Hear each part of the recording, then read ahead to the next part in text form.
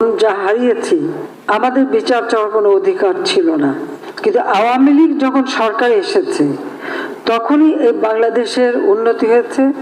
কোটা আন্দোলন হয়েছিল 2018-তে, আমরা এটা মেনে নিয়ে বাতিল করে দিয়েছিলাম কোটা পদ্ধতি। পুরা জুন মাস চলে গেল। জুলাই মাসের 7 তারিখ থেকে হঠাৎ দেখি আবার কোটার জন্য আন্দোলন, যখন কোটা পদ্ধতি নাই আর আন্দোলন না, সেখানে দেখা গেল ঝাঁকে ঝাঁকে সব জড়ো হয়ে যাচ্ছে। তাদের এক দফা দাবি ছিল কোটা সংস্কার, সেই যে দাবি করেছে সেই দাবি সংস্কার করে দেওয়া হলো। কিন্তু সেই সংস্কার করে দেওয়ার পরেও তাদের আন্দোলন থামে না, দাবি থামে না।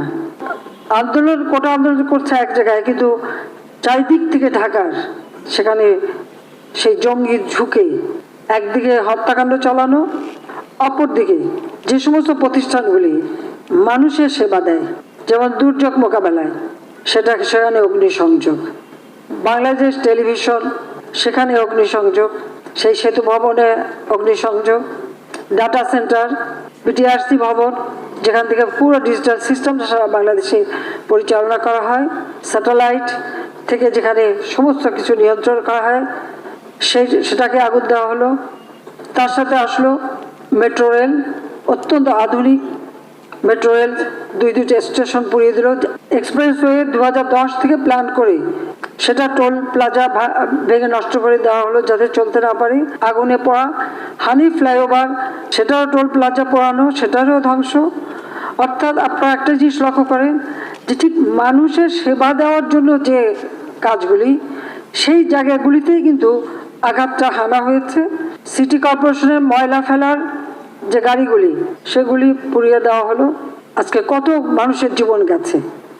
আর সেই সাথে সাথে পুলিশ হত্যা করে, শুধু হত্যা না, কীরকম বিভৎস দৃশ্য আপনারা দেখেন যে হত্যা করে তাকে ঝুলিয়ে রাখা হলো, পা বেঁধে উপর দিকে মাথা নিচু করে, এবং পুলিশের উপরে আক্রমণ, কত গাড়ি পুড়িয়ে দেওয়া হয়েছে। র্যাবের গাড়ি চালাচ্ছে তাকে যেভাবে মারা, বাড়ি বাড়ি ঢুকে ঢুকে কোথায় পুলিশ আছে পুলিশকে মারতে হবে, আর আওয়ামী লীগ কোথায় থাকে তাকে মারো।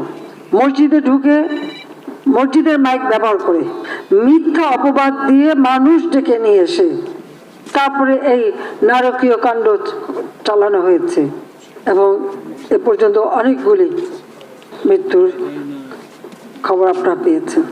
বাংলাদেশে আসার পর থেকে আর 75-এর পর থেকে তো আমরা শুধু লাশের মিছিলই পাচ্ছি, দেখছি। এবারেও প্রায় 200-র উপর মানুষ মারা গেল। দোতলা বাড়ির মধ্যে জানলার কাছে ছেলেটা, তার গুলি লেগেছে, বলে হেলিকপ্টার থেকে গুলি লেগেছে। আপনারা বলেন হেলিকপ্টারের গুলি ঘরের মধ্যে ঢুকবে কিভাবে? আর সেই গুলি ঢুকে কিন্তু দেওয়ালে যে ফুটো করে দিয়েছে। সেখানে তদন্তের জন্য লোক গেছে, তারা দেখে তাহলে সেখানে হেলিকপ্টার দিয়ে গুলি করলো কিভাবে? যখন পুলিশ আটকা পড়লে, যখন বিটিভিতে এখানে আগুন দিচ্ছে একটা পর একটা, আমরা হেলিকপ্টার থেকে সেখানে পানি দিয়ে আগুন নেভাবার চেষ্টা করছি, কারণ ফায়ার ব্রিগেড যেতে পারে না। আমার সব থেকে আধুনিক ফায়ার ব্রিগেডের যে গাড়িগুলি সব পুড়িয়ে দিয়েছে, মানুষগুলিকে মেরে তাড়িয়ে দিয়েছে। তখন বাধ্য হয়ে হেলিকপ্টার থেকে আমরা পানি দিয়ে সে আগুন নেভাতে চেষ্টা করলাম। সেই সময় আবার অনেক জায়গায় পুলিশ আটকা পড়লো, তার নিচে আগুন দিয়ে দিয়েছে, পুলিশ উপরে ছাদে বসে আছে, খবর দিল, আমরা হেলিকপ্টার দিয়ে তাদের উদ্ধার করলাম। শুধু পুলিশ কেন, অনেক জায়গায় বিভিন্ন বিল্ডিংয়ে যে সমস্ত কর্মকর্তারা আটকা পড়েছে, আমরা হেলিকপ্টার দিয়ে দিয়ে তাদেরকে উদ্ধার করেছি। একটা জিনিস গেলে আবার গড়ে তোলা যায়, কিন্তু একটা জীবন গেলে, প্রাণ গেলে তো আর ফিরে পাওয়া যায় না। আর যারা আপনজন হারিয়েছে, যে মা তার সন্তান হারিয়েছে, যে সন্তান যার বাবা হারিয়েছে, তাদের কষ্ট আর কেউ না বুঝুক, আমি তো বুঝি। কারণ আজকে এই আগস্ট মাস, আমি তো সেই বাবা মা ভাই সব হারিয়ে সেই ব্যথা বেদনা কষ্ট নিয়েই এই বাংলাদেশে ফিরে এসেছিলাম। নিজে ছোট ছোট বাচ্চাদের মাতৃস্নেহ বঞ্চিত করে কেন? বাংলাদেশের মানুষের জন্য, যে এই দেশের মানুষের সুন্দর জীবন পাবে, উন্নত জীবন পাবে। এই যে এতদিন এত শ্রম দিলাম, কষ্ট দিয়ে, নিজের দিকে তো তাকাইনি, নিজের ছেলে মেয়ের জন্য কিছু করিনি, যা কিছু করছি মানুষকে দিয়েছি। প্রতিটি মিনিট, প্রতিটি সময় দিন রাত পরিশ্রম করেছি, কারণ তিনি আমাদের রক্ত দিয়ে গেছে, তিনি কিছু নিয়ে যাননি, কিছু নিয়ে যাননি। আবার কি এক টুকরো কাফনের কাপড়ও নিয়ে যাননি। তার গরিব মানুষের জন্য ওই রেড ক্রসের মাধ্যমে যে কাপড় দিতে, সেই কাপড়ের পাড় ছিঁড়ে তারপর সেই কাফন দেওয়া হয়েছিল।